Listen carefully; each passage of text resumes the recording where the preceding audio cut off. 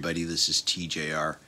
Yesterday, I had the opportunity to sit down and watch the 2017 BBC documentary entitled Queen Rock the World. And as near as I can tell, this documentary is the same documentary that was featured on the News of the World 40th anniversary box set. However, I can't confirm that with 100% accuracy since I don't own the set and I've never been able to look at its contents. But if anybody wants to confirm that, I'd appreciate it. This one-hour BBC TV documentary chronicles Queen during their 1977 tour of the United States and also chronicles the recording process involved in making the album News of the World, which was released the same year. Now, the story behind all this footage from 1977 is that back then, BBC reporter Bob Harris was assigned to cover the band. He was given pretty much unlimited access to them while they were on tour and while they were recording the album, but that after he returned, the footage remained unused. I guess the project was scrapped, and that's really the unanswered question in this documentary is, why did this footage sit for 40 years? What happened when he came back? Why didn't they use it? It's never answered in the documentary. I've done some research online, and apparently there's various theories from fans, but there's no real concrete answer as to why.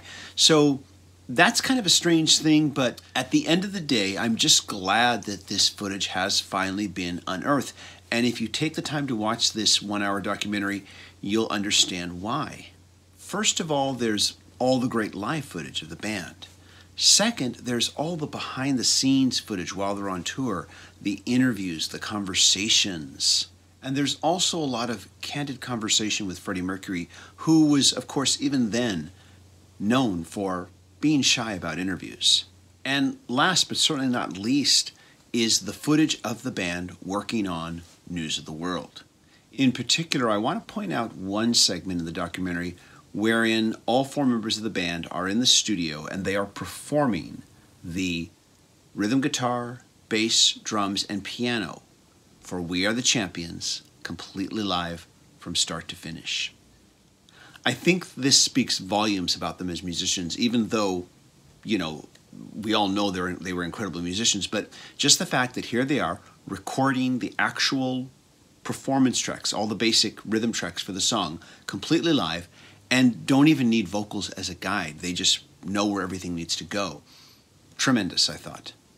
One other moment in the documentary that I particularly want to point out, and there's a lot of good ones, but I particularly want to point out this one, is Roger Taylor, during one of the interviews, discussing the fact that the band released Sheer Heart Attack on News of the World as a kind of response to the punk rock music scene that was really taking hold at this point, and that many of the rock critics of the time were championing as the next big thing. Now, what doesn't get mentioned in this documentary is that Roger Taylor had written the song originally back in 1974 to be included on the album of the same name.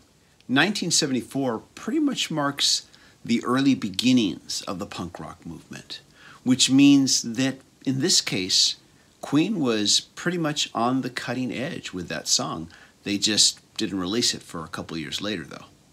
There are so many other moments in this film that I would love to talk about, but I think it's probably just best for you to go check it out. The film is really just a time capsule of this one period of time in the band, just this 1 year. And it's a fascinating watch. It's incredibly engrossing, tremendously enjoyable. If you are a Queen fan, it's pretty much a no-brainer. I did look on Amazon to see if this documentary was available in any way, shape, or form outside of this box set, and I didn't find anything. But you can watch it on the streaming service called Compass. I don't think their monthly fee is too much. It's about $5.99 a month. You know, I think there are worse things you could spend your money on than at least 1 month of PBS, you know, Compass, their all-access streaming service. And they have a lot of other great programming too. And no, they're not paying me to do this or talk about this. I just really do honestly feel that public broadcasting is worth supporting. Bottom line, go check out this documentary. If you're a Queen fan, it is a must-see. And I think that even non-Queen fans will find it fascinating to watch. This is TJR. Have you checked out this documentary? Let us know your thoughts in the comments, and if you can confirm that this is the same documentary that was part of the 40th anniversary box set of News of the World, please let me know in the comments. I want to thank everybody for watching and showing their support, and as always, if you want to show your support, be sure to click like, be sure to click subscribe if you're not a subscriber yet, and whether you're a subscriber or not, please smash that notifications button so you can know when I release new videos. And of course, if you want to help me make more videos more often, please consider becoming a Patreon supporter. Patreon supporters get videos ad-free. They get early access to videos like they got early access to this video. Patreon supporters also get exclusive content, and you can find out how to become a Patreon supporter at the page, which is patreon.com/TJR, the original. And you should see a link overhead at some point. Everybody, thank you so much for watching. Looking forward to checking out your comments. Bye-bye.